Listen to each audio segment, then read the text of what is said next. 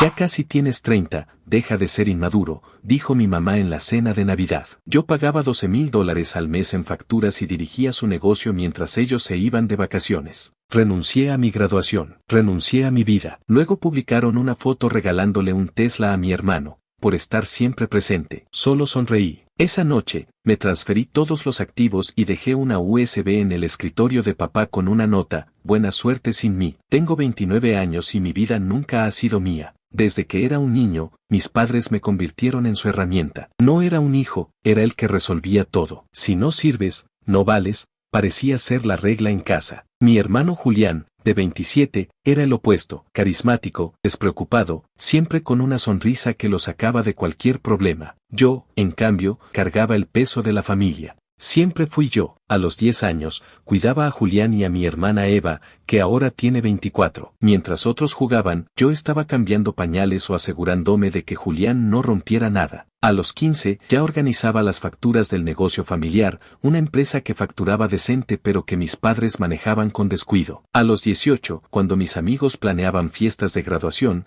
yo limpiaba el almacén, revisaba inventarios y pagaba cuentas. Nunca tuve opción. Cuando mis padres decidieron retirarse a medias, me dejaron el negocio. Yo tenía 25, estaba en mi último semestre de administración, soñando con algo propio, pero no me preguntaron. No dejes que se caiga, dijo mi mamá, como si fuera mi obligación. Renuncié a mi graduación, a mis planes, a todo. Me quedé manejando una empresa que pagaba $12,000 al mes en facturas, nóminas, proveedores, impuestos, servicios. No era mi dinero, salía de las cuentas del negocio, pero yo firmaba los cheques, negociaba plazos, me quedaba despierto hasta las 3 de la mañana para que todo funcionara. Mientras, mis padres viajaban a Miami, Cancún, Las Vegas, mandando fotos desde la playa con frases como: trabaja duro y algún día vivirás así. Nunca pedí nada, no porque no quisiera, sino porque sabía que no me lo darían. Si hablaba de mis sueños, emprender, viajar, vivir, mi mamá me cortaba. Eres un malagradecido, decía. Mi papá solo asentía. Julián, en cambio, era el espíritu libre. Dejó la universidad después de un semestre, no trabajaba, pero mis padres lo adoraban. Yo mantenía todo a flote, pero nunca era suficiente. La Navidad fue el punto de quiebre. La casa estaba llena, tíos, primos, amigos de mis padres. Había luces, un árbol gigante, olor a pavó. Julián, como siempre, era el centro de atención, contando historias exageradas de sus viajes. Eva estaba callada, observando. Estábamos comiendo cuando mi mamá me miró y soltó: ya casi tienes 30, deja de ser inmaduro. No puedes seguir siendo un parásito viviendo a costillas de tus padres, qué vergüenza. La mesa se quedó en silencio. Sentí un nudo en el pecho. ¿Parásito? ¿Yo? El que manejaba su negocio, el que pagaba sus facturas, el que no tenía vida. Quise responder, pero no pude. Julián sonrió, como si nada. Eva bajó la mirada, me tragué todo y seguí comiendo. Sonreí, como siempre, pero dentro de mí, algo se rompió. Esa noche, no pude dormir. Abrí mi celular y vi un post de mis padres en redes. Era Julián, posando frente a un Tesla rojo, nuevo, brillante. El caption decía: por estar siempre presente, te queremos. Me quedé helado. No solo me habían humillado, sino que le regalaron un auto de lujo a alguien que no hace nada, mientras yo me mataba trabajando. No lo pensé más. Me levanté, agarré mi laptop y empecé. El negocio estaba a mi nombre en todo lo que importaba. Mis padres, confiados en que nunca me revelaría, me habían dado acceso total, cuentas bancarias, contraseñas, registros legales. Nunca leían lo que firmaban, confiaban en mí ciegamente. En unas horas, transferí todo: las cuentas, las inversiones, la propiedad del negocio. Cambié contraseñas, redirigí correos, actualicé los documentos legales para que yo fuera el único dueño. No era robar, era tomar lo que me había ganado con años de sacrificio. Eran las 4 de la mañana cuando terminé. Fui al despacho de mi papá, saqué un USB y grabé un archivo con todo lo que necesitaban para entender el negocio: proveedores, contratos, fechas. Dejé una nota al lado: buena suerte sin mí. Agarré una maleta con lo esencial y me fui. Manejé a un apartamento en la costa que había visto en línea semanas antes, como si supiera que este día llegaría. No era gran cosa, pero era mío. Por primera vez en años, sentí que podía respirar. Días después, Eva me escribió: mamá y papá están furiosos, dijo. No saben qué pasó. No respondí de inmediato. Estaba ocupado instalándome, pensando en qué hacer ahora. Pero luego Eva me llamó y me soltó una bomba: El Tesla de Julián no lo pagaron con dinero del negocio. Mis padres habían sacado un préstamo de $80,000 a mi nombre, falsificando mi firma. No solo me usaron toda la vida, sino que me metieron en una deuda que ni sabía que tenía. Ahí supe que no podía quedarme callado. Esto no era solo sobre el negocio, era sobre mi vida. Había terminado de ser el hijo que todo lo aguanta. Lo primero que hice fue buscar una abogada. Un amigo me recomendó a Clara, una mujer directa que no se andaba con rodeos. Le conté todo por teléfono, cómo manejé el negocio familiar durante años, las facturas de $12,000 al mes que pagaba, los viajes de mis padres mientras yo sacrificaba mi vida, la humillación en la cena de Navidad. El Tesla de Julián y ahora el préstamo de $80,000 con mi firma falsificada. Clara escuchó en silencio, tomando notas. Cuando terminé, dijo, esto es fraude. Si tienes pruebas, los tenemos. Le dije que tenía copias de todo, documentos del negocio, registros de transferencias, correos. Eva, mi hermana, estaba dispuesta a ayudarme a buscar más en la casa. Perfecto, dijo Clara. Nos vemos mañana. Trae todo lo que tengas. Esa noche, apenas dormí. Mi celular no paraba de vibrar. Mensajes de mis padres, de Julián, incluso de algunos tíos que no entendían qué estaba pasando. Vuelve a casa, escribió mi mamá. Estás destruyendo a la familia. Mi papá fue más directo, devuelve lo que tomaste o te vas a arrepentir. Julián, como siempre, jugó la carta de la víctima, no sé por qué me odias, yo no hice nada. No respondí a nadie. Solo hablé con Eva, que me dijo que mis padres estaban en pánico, gritándose entre ellos, tratando de entender cómo perdieron el control del negocio. Mamá dice que eres un traidor, me contó. Pero yo sé lo que te hicieron. Estoy de tu lado. Al día siguiente, me reuní con Clara en su oficina. Llevé una carpeta con todos los documentos que había guardado durante años, contratos, estados de cuenta, incluso capturas de pantalla de los correos donde mis padres me daban instrucciones para manejar el negocio. Le conté cómo transferí los activos a mi nombre y dejé el USB con la nota. Clara alzó una ceja. Eso fue arriesgado, dijo, pero legalmente, si todo estaba a tu nombre, no hay mucho que puedan hacer. El problema es el préstamo. Si falsificaron tu firma, eso es un delito grave. Me pidió que consiguiera el contrato del préstamo. Eva ya estaba buscando en la casa, revisando los cajones del despacho de mi papá cuando mis padres no estaban. Mientras esperaba noticias de Eva, intenté mantener la calma. Me quedé en el apartamento, organizando mi nueva vida. El lugar era pequeño, con paredes blancas y un balcón que daba al mar. No tenía muchos muebles, solo una cama, un sillón y una mesa que compré de segunda mano. Pero era mío, y eso era suficiente. Por las mañanas, salía a caminar por la playa, dejando que el sonido de las olas me despejara la mente. Por primera vez en años, no tenía que correr a una oficina, negociar con proveedores o apagar incendios. Pero sabía que la tormenta con mi familia estaba por llegar. 3 días después, Eva me llamó. Lo encontré, dijo, casi susurrando. Había dado con una carpeta escondida en una caja fuerte en el despacho.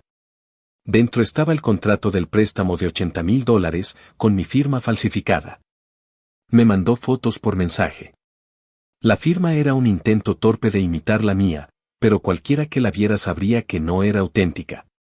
Le pasé las fotos a Clara de inmediato. Esto es oro, dijo. Con esto, podemos presentar una denuncia por fraude bancario. Pero prepárate, porque esto va a escalar. No tuve que esperar mucho. Esa misma tarde, mis padres aparecieron en mi apartamento. No sé cómo consiguieron la dirección, probablemente algún tío se las pasó. Estaba en el balcón, tomando un café, cuando escuché golpes en la puerta. «Abre, ahora», gritó mi papá. Mi mamá estaba a su lado, con la cara roja de furia. Abrí la puerta, pero no los dejé pasar. Me quedé en el marco, cruzado de brazos, mirándolos. Era la primera vez que los enfrentaba así. «¿Qué crees que estás haciendo?», empezó mi mamá, señalándome con el dedo. «Robaste el negocio, nuestro negocio. ¿Cómo te atreves? Y eres un ingrato». Mi papá la respaldó, devuelve todo ahora, o te denunciamos. Me quedé callado un momento, respirando hondo. Luego hablé, tranquilo pero firme. No robé nada. Tomé lo que me pertenece. Yo manejé ese negocio durante años mientras ustedes se iban de vacaciones. Pagaba las facturas, mantenía todo en pie. ¿Y qué recibí? Que me llamen parásito en Navidad, que le regalen un Tesla a Julián con un préstamo a mi nombre. ¿Quieren denunciarme? Adelante. Pero yo también tengo algo que denunciar, falsificaron mi firma, se quedaron en silencio, mirándose. Mi mamá intentó hablar, pero la corté. No quiero excusas. Sé lo del préstamo. Tengo pruebas. Si no quieren terminar en la cárcel, déjenme en paz. Mi papá dio un paso adelante, como si quisiera intimidarme, pero no me moví. No tienes idea de lo que estás haciendo, dijo. Esto es más grande que tú. Me reí, no pude evitarlo. ¿Más grande que yo? Yo soy el que lo hizo grande. Sin mí, ese negocio no existe. Cerré la puerta en sus caras. Escuché a mi mamá gritar algo, pero no volví a abrir. Esa noche, no pude dormir. La confrontación me dejó temblando, pero también libre. Por primera vez, les había dicho la verdad a la cara. No era solo sobre el dinero o el negocio, era sobre años de sentirme invisible, de ser usado. Pero también sabía que no se rendirían tan fácil. Mis padres no eran de los que se daban por vencidos, y yo tenía que estar preparado. Clara me llamó al día siguiente. Había revisado el contrato del préstamo y confirmado que la firma era falsa. Podemos presentar la denuncia esta semana, dijo. Pero primero, hablemos de estrategia. Si vas por la vía penal, esto se pone feo. Podrías negociar, que paguen el préstamo y te dejen el negocio en paz. Pensé en mis padres, en su arrogancia, en cómo me habían tratado. Quería justicia, pero también quería cerrar este capítulo. Negociemos, dije. Pero quiero que paguen todo, y que admitan lo que hicieron. Mientras Clara preparaba la carta de negociación, Eva me mantenía al tanto de lo que pasaba en casa. Mis padres estaban desesperados, llamando a abogados, tratando de encontrar una salida. Julián, por su parte, seguía actuando como si nada. Eva lo vio manejando el Tesla, presumiendo en redes como si el mundo le perteneciera. No entiende la gravedad de esto, me dijo Eva. Piensa que todo se va a resolver solo. Me dio rabia, pero también lástima. Julián nunca había tenido que enfrentarse a las consecuencias de nada. Una semana después, Clara envió la carta a mis padres. Les daba dos opciones: pagar el préstamo, transferir la casa familiar como compensación, y firmar una declaración admitiendo el fraude, o enfrentarse a una denuncia penal. No van a querer ir a juicio, dijo Clara.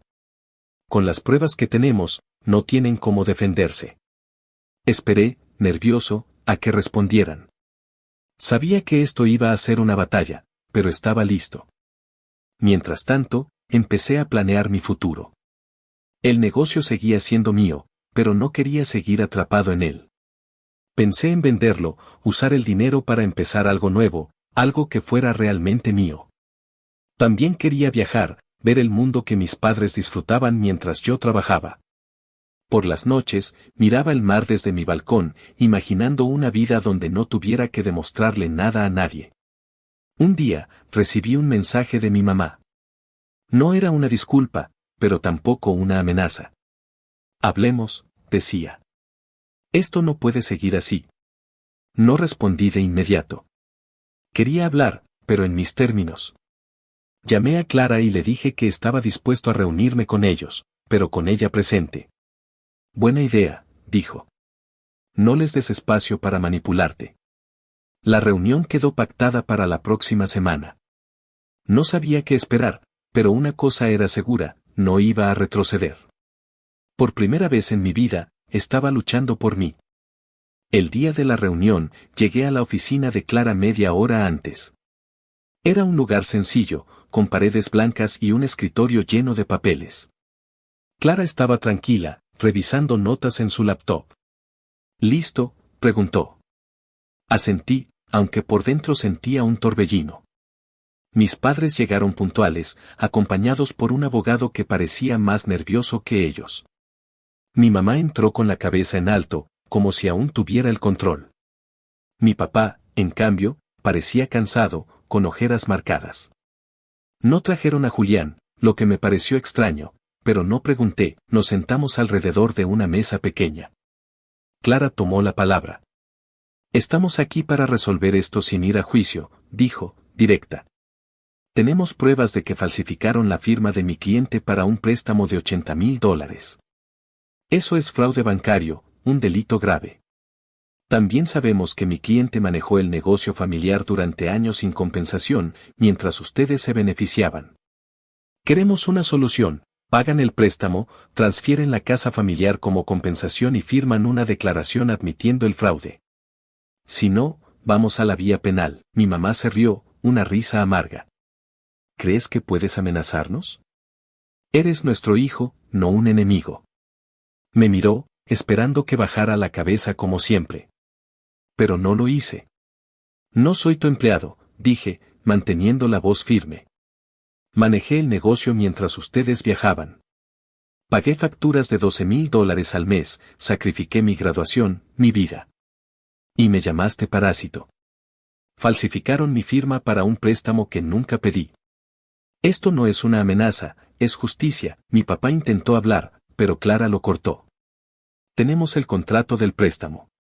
La firma es falsa, y un perito lo confirmará. Si esto llega a juicio, enfrentan cargos penales y una demanda civil. ¿Quieren arriesgarse? El abogado de mis padres, un tipo sudoroso con un traje barato, intervino. Podemos negociar, dijo, mirando a mis padres como pidiéndoles que se calmaran. Pero mi mamá no estaba lista para ceder. Esto es una traición, escupió. Te dimos todo, y así nos pagas. Punto. Me dieron todo, respondí, sintiendo la rabia subir. Me dieron responsabilidades, deudas, humillaciones. Mientras, le regalaron un Tesla a Julián por estar presente. ¿Dónde estaba él cuando había que pagar a los proveedores? ¿Dónde estaban ustedes cuando me quedé despierto hasta las 3 de la mañana para que el negocio no se cayera? Mi papá bajó la mirada. Mi mamá abrió la boca, pero no dijo nada. Por primera vez, no tenían cómo defenderse. Clara puso la carpeta con las pruebas sobre la mesa. Esto es lo que tenemos, dijo. Contratos, estados de cuenta, correos, el documento del préstamo con la firma falsificada. Podemos terminar esto hoy, o nos vemos en la corte. El abogado de mis padres revisó los papeles, sus manos temblando. Susurró algo a mi papá, que asintió lentamente. Mi mamá seguía furiosa, pero estaba acorralada. Necesitamos tiempo, dijo el abogado. Clara negó con la cabeza. Tienen hasta mañana. Si no hay acuerdo, presentamos la denuncia. Esa noche, en mi apartamento, no podía dejar de pensar en la reunión. Había dicho todo lo que llevaba años guardándome. Me sentía libre, pero también agotado. Eva me llamó para contarme que mis padres estaban en casa, discutiendo sin parar. Mamá dice que no va a ceder, me dijo. Pero papá está asustado. Creo que sabe que no tienen salida. Le agradecí por mantenerse de mi lado. Eva siempre había sido diferente, la única que parecía verme como algo más que una herramienta. Al día siguiente, Clara me llamó. Mis padres habían aceptado el trato. Pagaron el préstamo de $80,000, transfirieron la casa familiar a mi nombre y firmaron una declaración admitiendo que falsificaron mi firma. No querían arriesgarse a un juicio, explicó Clara. Con las pruebas que teníamos, no tenían chance. Sentí un peso levantarse de mis hombros. No era solo sobre el dinero o la casa, era sobre recuperar mi vida. Con el negocio en mis manos, decidí venderlo. No quería seguir atrapado en algo que me recordaba a ellos. Un competidor local hizo una oferta decente, y la acepté. El dinero me dio un colchón para empezar de cero. Me quedé en el apartamento en la costa, pero empecé a planear algo nuevo, una empresa pequeña, algo que fuera mío de verdad. No quería lujos, solo quería construir algo que reflejara lo que yo valía, no lo que mis padres pensaban. Julián intentó contactarme un par de veces. Me mandó mensajes diciendo que no sabía lo del préstamo, que él no tenía la culpa. No le creí del todo, pero tampoco me importó. No respondí. Mis padres, por su parte, desaparecieron de mi vida. Eva me dijo que se mudaron a una ciudad más pequeña, lejos de todo. No sé si fue por vergüenza o porque no querían enfrentarme. No me interesaba saberlo, Eva fue la única que se quedó cerca. Vino a visitarme un fin de semana y nos sentamos en el balcón de mi apartamento, mirando el mar.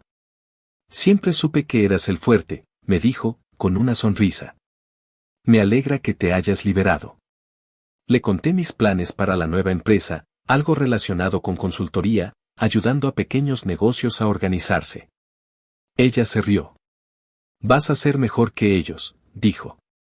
Y por primera vez, le creí, mi cumpleaños 30 llegó un mes después. Lo celebré en el apartamento, con Eva y un par de amigos que había hecho en la costa.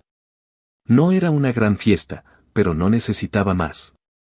Brindamos con cerveza, reímos, contamos historias. Nadie me pidió que pagara una factura, que resolviera un problema, que fuera útil. Por primera vez, me sentí suficiente, mientras miraba el mar esa noche, pensé en todo lo que había pasado. Los años de sacrificio, la humillación en Navidad, la pelea con mis padres, el momento en que tomé el control. No me arrepentía de nada. Había perdido a mi familia, pero gané algo más grande, a mí mismo. Sabía que el camino adelante no sería fácil, pero ya no tenía miedo. Había aprendido que mi valor no dependía de lo que otros pensaran, sino de lo que yo decidiera hacer con mi vida.